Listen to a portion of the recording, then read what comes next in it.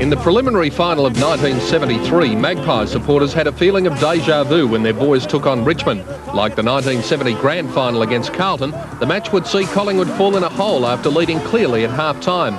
The Tigers kicked 11 goals in the second half to get up and win by 7 points. The great Royce Hart was magnificent for Richmond. 12 months later, North Melbourne and Hawthorn slogged it out on a wet September afternoon, and no more than 10 points separated the teams all day. It was this tap from Barry Davis to Rob Peterson which made the difference, North advancing to the grand final by a margin of 4 points.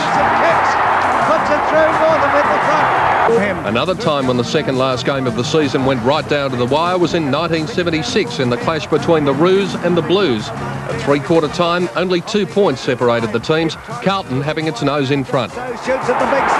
But North's Daryl Sutton came to the rescue. This was one of 2 goals in the dying minutes to give the Kangaroos a 1-point win.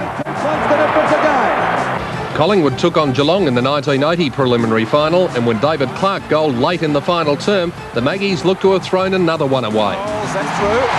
But 2 men still playing for Collingwood, Tony Shaw and Peter Dacos, combined to win the game for the Pies by 4 points. 1 year further on, again it was Collingwood versus Geelong, and again it was a thriller. And who should make the difference once more?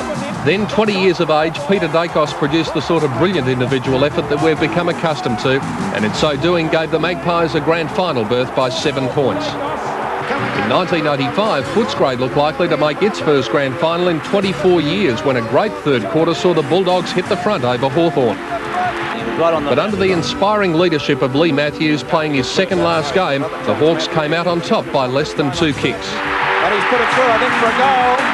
And last year saw probably the greatest finish to any preliminary final. With only a few seconds remaining, Melbourne had a 4-point lead when Gary Buckenara was pushed by Rod Grinton, and the stage was set for one of football's most dramatic moments. 5 metres out. I don't think that... It's 15 metres! If he misses, Melbourne are in. There's the kick. It's a goal! It's a goal! Hawthorn have won with a kick after the siren. What a performance! A magnificent performance this by Hawthorn. Poor old Melbourne. You've got to, the hearts go out to the Melbourne Football Club. Stephen Spence can't believe it. Footy.